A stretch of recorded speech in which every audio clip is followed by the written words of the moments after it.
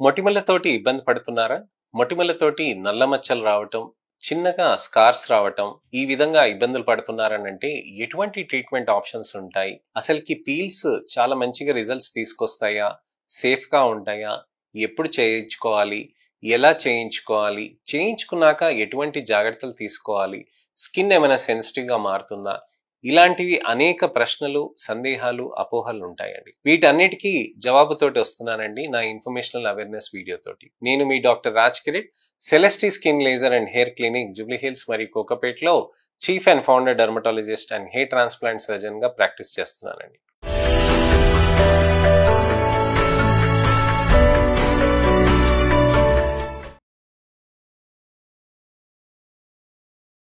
చాలా మంది అబ్బాయిలకి అమ్మాయిలకి కాలేజ్కి వెళ్తున్నప్పుడు కానీ, స్కూల్లో ఉన్నప్పుడు కానివ్వండి, లేక బయట ఎక్కడైనా కానీ హాస్టల్లో ఉన్నప్పుడు కానివ్వండి, ఎప్పుడైనా కానీ మొటిమలు అనేటివి వచ్చే ఛాన్సెస్ ఉంటాయి. వీటినే మనం అడలసెంట్ యాక్నే అని అంటాము.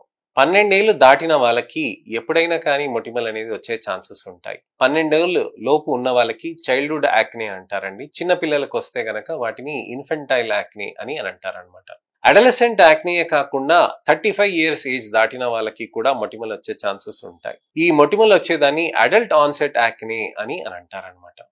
ఈ అడల్ట్ ఆన్సెట్ యాక్నే అనేది వచ్చినప్పుడు మన చర్మంలో మచ్చలుగా మారిపోతూ ఉంటాయి. మచ్చలే కాకుండా ఒక్కొక్కసారి గుంతలు అవుతూ ఉంటాయి. ఫైన్ స్కార్స్ రావటం, ఐస్పిక్ స్కార్స్ అని అంటాం. అలానే రోలింగ్ స్కార్స్ అని అంటాం. అంటే మనకి గుంతలు అనేటివి ఈ విధంగా ఉంటాయి అనమాట.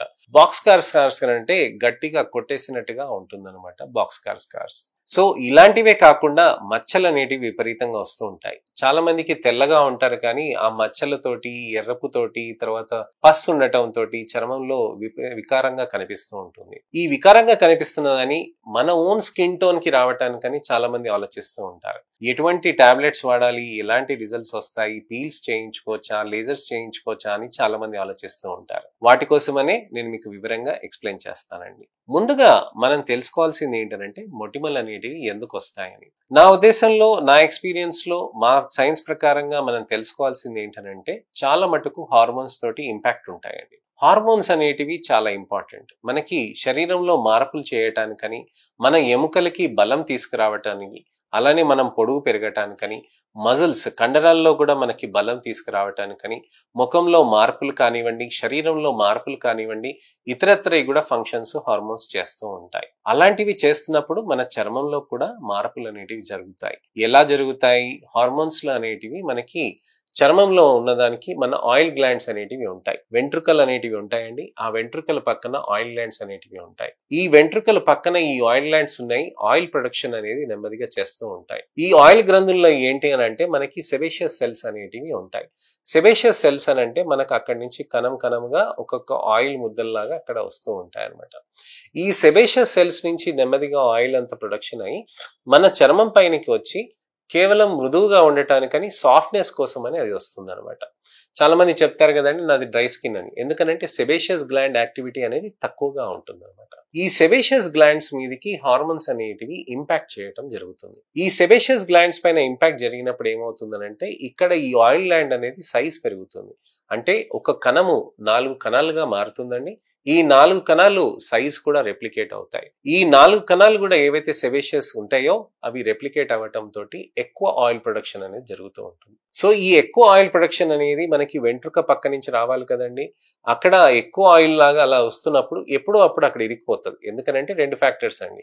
ఎక్కువ ఉన్నప్పుడు దానంతా ఇరుక్కుపోవటం, రెండోది వచ్చేసేమో ఆ పోర్స్ చుట్టూరా ఉన్న ఆ కెరటనైజేషన్ అనేది ఫాల్టీగా ఉండటం, స్కిన్ అనేది అక్కడ ఫాల్టీగా ఉండి అక్కడ ఇరుక్కుపోవటం తోటి, లేక మనం మేకప్స్ వేయటం, కొమిడోజెనిక్ సన్ స్క్రీన్స్ అంటే మనకి సన్ స్క్రీన్స్ బయట దొరుకుతాయి కదండి, అవన్నీ ఇలా తీసుకుని 2 ఏళ్లతోటి ఇలా పెట్టుకొని ఇలా చేస్తారు కదండి, దానితోటి కూడా అది బ్లాక్ అయ్యే ఛాన్సెస్ ఉంటాయి. నాన్ కొమిడోజెనిక్ సన్ స్క్రీన్స్ అయితే పర్లేదు. కొమిడోజెనిక్ మాయిశ్చరైజర్స్ అంటే ఆ మాయిశ్చరైజర్స్ ఏవైతే పెడతారో ఇక్కడ చర్మం పైన బ్లాక్ కూడా చేసే ఛాన్సెస్ ఉంటాయి అన్నమాట.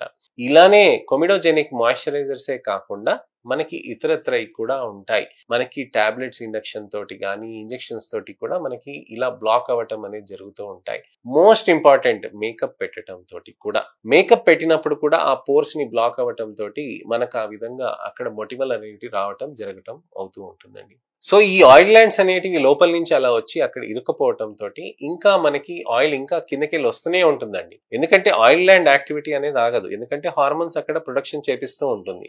ఇక్కడ బ్లాక్ అయిపోయింది, ఇంకా ఆయిల్ వస్తూ ఉంటుంది. సో అక్కడ ఒక ముద్దలాగా తయారవుతుంది అనమాట. ఈ ముద్దలాగా తయారైనప్పుడు పోర్స్ బ్లాక్ అయిపోయింది అనుకోండి, దాన్ని క్లోజ్డ్ కొమిడోన్స్ అని అంటారనమాట. ఈ క్లోజ్డ్ కొమిడోన్స్ లోకి మనకి బ్యాక్టీరియా అనేది అంత ఈజీగా వెళ్ళదు. అయితే ఇది గనక ఓపెన్ అవుతే గనక దాంట్లో డర్ట్ అనేది, అంటే బయట ఉన్న డస్ట్ ఇదంతా అక్కడ వచ్చి పేరుకుపోతుందండి. అలానే ఆక్సిడైజ్ కూడా అయిపోతుంది అనమాట.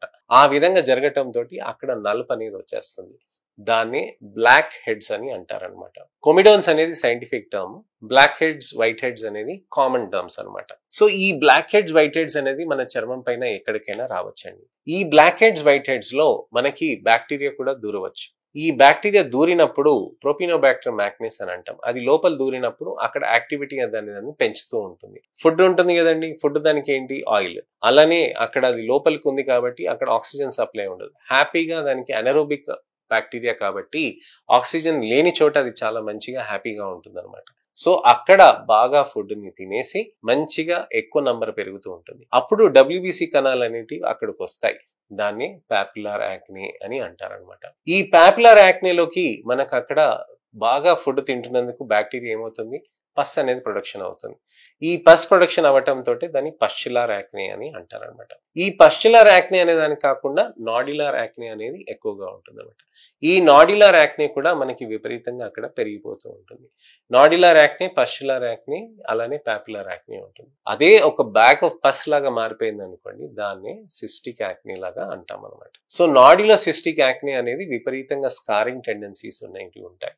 పస్చులార్ యాక్నే మచ్చగా అయినా మారొచ్చండి, స్కార్ లాగైనా మారొచ్చు, గుంతలాగైనా మారవచ్చు. అదే పాపులార్ యాక్నే ఉంటే మచ్చలాగా మారవచ్చు. సో కొమిడోనల్ యాక్నే ఉంటే మచ్చలాగైనా మారవచ్చు, లేకపోతే కొత్త మొటిమలాగైనా మారవచ్చు అనమాట. సో ఇదండి విషయం. ఇన్ని రకాలైన మొటిమలు ఈ విధంగా హార్మోన్స్ తోటి ఇంపాక్ట్ తోటి మనకు వస్తుంది. హార్మోన్స్ తోటి ఆయిల్ గ్లాండ్స్ ఎక్కువ అవటం, బ్యాక్టీరియల్ ఇన్ఫెక్షన్ తోటి ఇది రావటం మనం డిస్కస్ చేయగలుగుతాం. ఎటువంటివైనా అపోహలు, ప్రశ్నలు, సందేహాలు ఉంటే గనక తప్పకుండా మీరు కామెంట్ సెక్షన్లో పెడితే నాకు సమయం కుదిరినప్పుడు వీడియో రిప్లై కానీ టెక్స్ట్ రిప్లై కానీ చేస్తాను. నా ఛానల్ని సబ్స్క్రైబ్ చేసుకోండి, నోటిఫికేషన్ బటన్ నొక్కండి.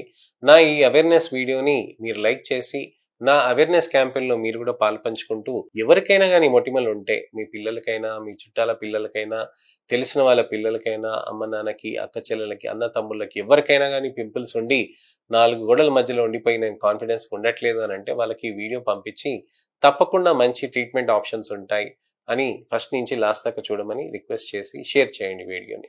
నెక్స్ట్ ఇన్ఫర్మేషనల్ అవేర్నెస్ వీడియో తోటి మళ్ళీ నేను మీ ముందుకు వస్తాను. నేను మీ doctor Raj Kiran, Celestee skin laser and hair clinic, Jubilee Hills మరియు కోకాపేట్లో chief and founder dermatologist and hair transplant surgeon గా ప్రాక్టీస్ చేస్తున్నానండి. నమస్తే.